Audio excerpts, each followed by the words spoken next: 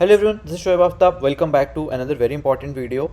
आई know अब NEET 2026 में बहुत कम टाइम बचा हुआ है, 5.5 महीने का टाइम बचा हुआ है। एंड मैं ये भी जानता हूँ कि मैक्सिमम स्टूडेंट्स अभी भी इस पॉइंट ऑफ टाइम पे भी अपने प्रिपरेशन को लेकर के, अपने स्टडी हैबिट्स को लेकर के एंड वो कितना टाइम दे पा रहे हैं कंसिस्टेंसी के साथ, उसको लेकर के भी ज़्यादा सेटिस्फाइड नहीं है। आई नो अभी भी आपको अपनी प्रिपरेशन इनकंसिस्टेंट लगती है, ऑन ट्रैक नहीं लगती है। एंड अभी भी आई नो मैक्सिमम स्टूडेंट्स अपना 100% एफर्ट नहीं दे रहे। सो उस चीज़ को कैसे सॉल्व करें, एक 21 डेज़ का चैलेंज लेंगे यार, कि नी 2026 हम एकदम से फोड़ सकें एंड अपना बेस्ट ऑफ बेस्ट परफॉर्मेंस, जो हमारा एक्चुअल पोटेंशियल है, हम उस लेवल तक जो है परफॉर्म कर सकें एंड उस लेवल पे जो है हम जो है एग्ज़ाम में अपने आंसर्स को लिख पाए एंड जो है स्कोर कर पाए। ठीक है। सो आपने नेट पे, इंटरनेट पे सुना होगा, ये 21 डेज़ का एक चैलेंज होता है एंड यूट्यूब पे बहुत सारे लोग वीडियोस बनाते हैं एंड इन जनरल ये काफ़ी वायरल होता है कि 21 डेज़ का चैलेंज। तो ये क्या है 21 डेज़ का चैलेंज एंड क्यों आपको लेना चाहिए 21 डेज़ का चैलेंज? सो ये 21 डेज़ ही क्यों, 1 वीक चैलेंज क्यों नहीं, या फिर 1 मंथ चैलेंज क्यों नहीं, 2 मंथ चैलेंज क्यों नहीं? सो यार देखो, 21 डेज़ चैलेंज की जो सबसे बड़ी खास बात ये है कि ये स्टार्ट होता है ना, आपका एक स्टार्ट पॉइंट है कि लेट से आज आपने स्टार्ट किया, आपको पता है कि हाँ आज मेरा स्टार्ट हो रहा है, फिर 21 डेज़ का होता है, देन ये एंड होता है।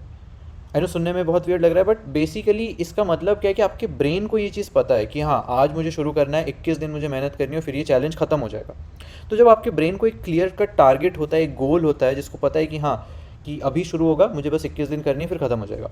जब आपके ब्रेन को ये चीज़ पता होती है तो वो और ज़्यादा मेहनत करता है एंड उसको एक क्लियर गोल और क्लियर टारगेट दिखता है। सो इससे हैबिट बिल्डिंग हो रही है आपकी, एंड 21 डेज़ के एंड में आपकी जब हैबिट बिल्ड हो चुकी होगी, तब आपको वो चैलेंज कंटिन्यू करने की भी ज़रूरत नहीं पड़ेगी। आप फ्लो में जो है आप अपनी आगे की पढ़ाई करते रहोगे एंड आपको एक स्पेसिफिक टारगेट मिला हुआ है। तो इससे क्या फ़ायदा हो रहा है, अगर मैं कोई वेग सा चैलेंज लूँ, मैं 2 मंथ चैलेंज लूँ, 3 मंथ चैलेंज लूँ, तो हमारे ब्रेन को लगेगा कि यार अभी तुम्हारे पास बहुत टाइम है, हम बाद में जो इसको कर लेंगे। यही रीज़न होता है कि जब आप आपके 1 साल या 2 साल का प्रिपरेशन फेज़ होता है, उसमें आप सीरियसली जो है अपने प्रिपरेशन 1 साल बाद शुरू करते हो, या जो है लास्ट के 6 महीने में कर रहे होते हो। तो ये क्यों होता है? क्योंकि आपके ब्रेन को लगता है कि अभी हमारे पास बहुत टाइम है। बट अगर 21 डेज़ चैलेंज है तो आपके ब्रेन को पता है कि स्पेसिफिक 21 दिन के अंदर ही जो है मुझे ये काम करना है, एंड वो कहीं ना कहीं वो भी पता है कि ये भी खत्म हो जाएगा, मतलब एक एंड भी है। ऐसा नहीं कि अभी से शुरू करना और ये कभी खत्म ही नहीं होगा। ठीक है। तो टारगेट क्या रखेंगे? पहला टारगेट होगा to clock 12 hours of study time, यानी कि जो हमारा स्टडी टाइम है, हम 12 घंटे कोशिश करेंगे कि हम रोज़ टोटल स्टडी टाइम कर पाए। अब वो 6 घंटे कोचिंग प्लस 6 घंटे सेल्फ स्टडी बिल्कुल चलेगा यार, उसमें मुझे कोई दिक्कत नहीं है। एंड जो 6 घंटे की सेल्फ स्टडी टाइम है, उसको मैं 4+2 में जो है डिवाइड कर रहा हूँ। अब अभी मैं और आगे समझाऊंगा कैसे 4+2 कैसे वर्क करेगा। बेसिकली आपको डेली स्टडी टारगेट्स होने चाहिए, एक फ्लेक्सिबल टाइम टेबल होना चाहिए। ऐसा नहीं कि एकदम बहुत स्ट्रिक्ट टाइम टेबल बना दिया एंड उसको फॉलो ही नहीं कर पा रहे, फिर आपके ब्रेन को लगेगा कि नहीं बहुत सारी चीज़ें हैं, बहुत कुछ करने को है, कुछ भी आपसे जो है नहीं हो पाएगा। ठीक है। देन आपका स्लीप वेक टाइमिंग बिल्कुल फिक्स होना चाहिए, ट्रैक आप करो डेली 100 to 150 जो आपको एमसीक्यू प्रैक्टिस करनी है, बिल्कुल एनसीईआरटी बेस्ड प्रैक्टिस करनी है, और मॉक टेस्ट देना है हर 3 दिन में। अब बहुत लोग मेरे से पूछते हैं कि भैया आपने बोल दिया 100 to 150 एमसीक्यू प्रैक्टिस करनी है, वो भी एनसीईआरटी बेस्ड अच्छे क्वेश्चन करने हैं, तो इसके लिए अच्छा रिसोर्स क्या है? सर मेरे पास आज एक बहुत अच्छा रिसोर्स है, मैं आपको दिखाता हूँ। अभी एनसीईआरटी बेस्ड है बिल्कुल, ये मेरे पास है यार, ऑब्जेक्टिव एमटीजी की तरफ से objective NCERT at your finger tips. मेरे पास बायो की बुक है, बाकी फिजिक्स की भी आती है, केमिस्ट्री की भी आती है।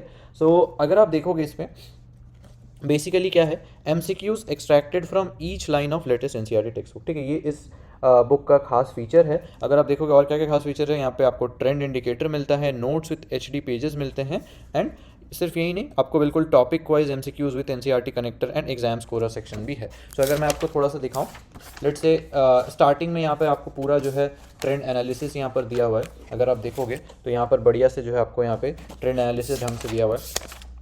जैसे आपका ट्रेंड एनालिसिस खत्म होता है, जैन आपका एक कॉन्टेंट्स पे जाता है, सारा चीज़ उसमें पूरा सिलेबस कवर्ड है ढंग से। एंड लेट से कोई अगर मैं चैप्टर लेता हूँ, तो चैप्टर स्टार्ट होने से पहले सबसे पहले तो आपको यहाँ पे सारी साइंटिस्ट के बारे में कंसाइज जो सबसे रेलिवेंट पॉइंट है, इंपॉर्टेंट, वो सारे दिए हुए हैं। साइंटिस्ट की इन्फॉर्मेशन के बाद यहाँ पे बहुत बढ़िया अमेजिंग एनसीईआरटी नोट्स दिया हुआ है, जहाँ पर शॉर्ट में एनसीईआरटी की सारी चीज़ें यहाँ पे समराइज्ड है।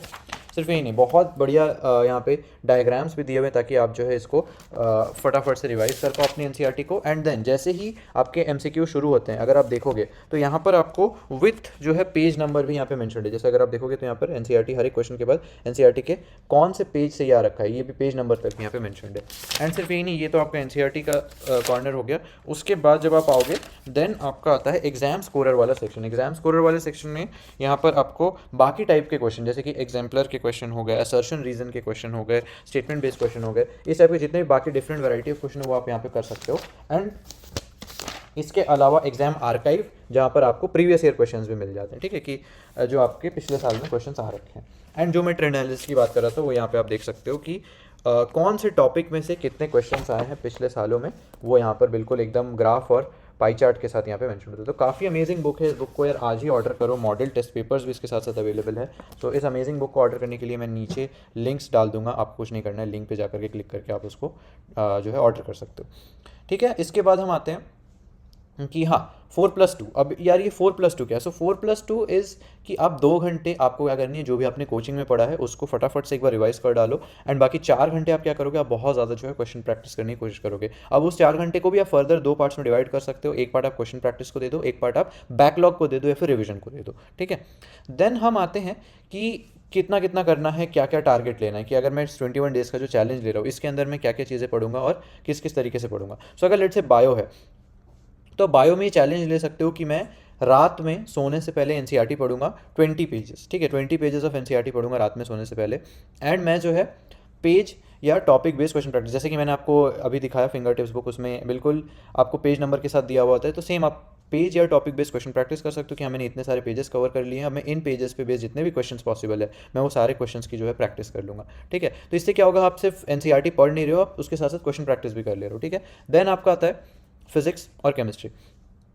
फिजिक्स और केमिस्ट्री के अंदर आपको क्या करना है, 100 to 150 MCQs पर डे का जो है आपको यहाँ पर टारगेट लेना है, ठीक है। तो फिजिक्स और केमिस्ट्री में आपको जितना ज़्यादा हो सके आप जो है उसमें क्वेश्चन प्रैक्टिस करने की कोशिश करो, फुल कॉन्सेंट्रेशन फुल फोकस के साथ एकदम जो है उसमें जितना हो सकता है अपना उसमें प्रैक्टिस करने की कोशिश करो, ठीक है। तो 100 to 150 का टारगेट लो। हाँ दोनों में से कोई एक ही कर पाओगे, अगर आप लेट से कोई एक दिन में एक ही कर पाते हो तो भी कोई दिक्कत नहीं है। अगर आप मैं फिजिक्स कर रहा हूँ तो मैंने 150 MCQs कर लिए, कोई बात नहीं, अगले दिन मैं केमिस्ट्री करूँगा 150 MCQs करूँगा, ठीक है।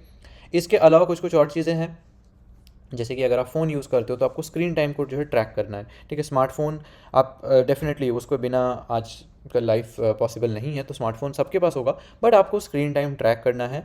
एंड जो पर डे का टारगेट स्क्रीन टाइम है वो 30 मिनट से लेकर के 60 मिनट्स होना चाहिए, ठीक है। जो स्लीप है वो 7 से 8 घंटा मिनिमम होना चाहिए, मिनिमम 7 से 8 घंटा आप सो। स्लीप पे कभी कॉम्प्रोमाइज़ मत करो यार, क्योंकि अगर आप स्लीप पे कॉम्प्रोमाइज़ करोगे ना देन आप फोकस नहीं कर पाओगे, एंड जो है आपकी मेमोरी भी जो है बूस्ट नहीं होगी। क्या होता है कि रात में हम जो चीज़ें पढ़ के सो रहे होते हैं हमें अच्छी स्लीप चाहिए ताकि वो लॉन्ग टर्म में परमानेंट मेमोरी में जो है कन्वर्ट हो पाए, ठीक है। तो स्लीप पे कभी कॉम्प्रोमाइज़ मत करना।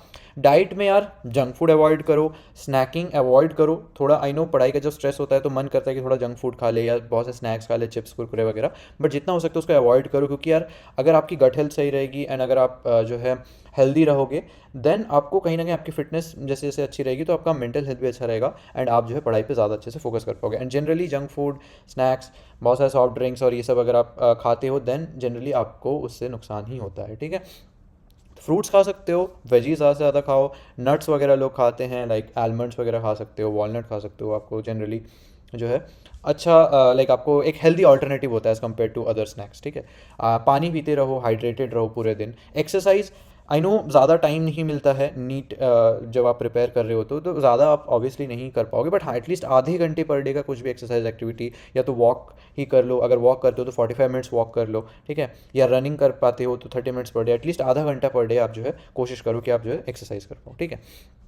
देन कंटिन्यूस स्टडी ऑब्वियसली यार पॉसिबल नहीं है, आई नो बोलने में आसान लगता है कि हाँ पढ़ते जाओ 12 घंटे पढ़ लो, एंड वो कहीं ना कहीं आपको आउटपुट भी ज़्यादा नहीं देगा, ठीक है। वो प्रोडक्टिव भी नहीं है। प्रोडक्टिव क्या है कि आप पढ़ो, देन आप थोड़ा सा ब्रेक लो, देन फिर से पढ़ो, देन कुछ रिवॉर्ड के फॉर्म में यार क्या हो सकता है, आप म्यूज़िक सुन सकते हो, या फिर लेट से आप अपने फ्रेंड से बात वगैरह कर सकते हो, या फिर अगर आप कुछ देखते भी हो तो उसमें कोई यूट्यूब वीडियो वगैरह देख सकते हो। लेट्स जैसे कि मैं व्लॉग्स देखता था, मेरे को ट्रैवल व्लॉग्स देखना पसंद था, तो ट्रैवल व्लॉग्स देख सकते हो, बट शॉर्ट फॉर्म कंटेंट मत देखो यार, उससे क्या होता है ना आपका ब्रेन का जो डोपामीन सिस्टम है वो बिगड़ जाता है, एंड कहीं ना कहीं आप जो है पढ़ाई पे फिर से फोकस करने में आपको बहुत ज़्यादा टाइम लगता है, ठीक है।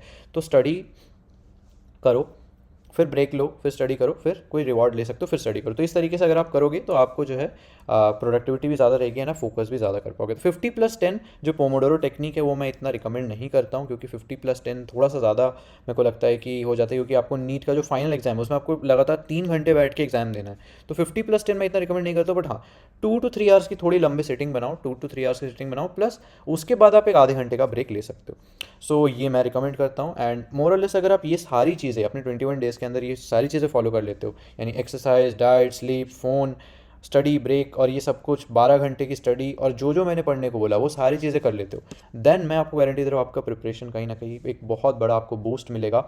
आप काफ़ी अच्छा जो है परफॉर्म कर रहे होगे, एंड जो है फाइनल एग्ज़ाम में आप काफ़ी बेटर परफॉर्म करोगे एज़ कम्पेयर टू अभी, या जो भी आपकी सिचुएशन चल रही है। ठीक है, so that's it for today. Hopefully अगर आपको वीडियो अच्छा लगा है, वीडियो को लाइक कर देना, अपने फ्रेंड्स के साथ शेयर करना मत भूलना। चैनल को मैक्सिमम स्टूडेंट्स ने सब्सक्राइब नहीं कर रखा है तो सब्सक्राइब कर दो, एंड सिर्फ यही नहीं, कमेंट्स में बताओ कि नेक्स्ट वीडियो आपको किस टॉपिक पे चाहिए। ऐसे ही वीडियोज़ के साथ यार मैं आपसे मिलता रहूँगा, तब तक के लिए बाय बाय।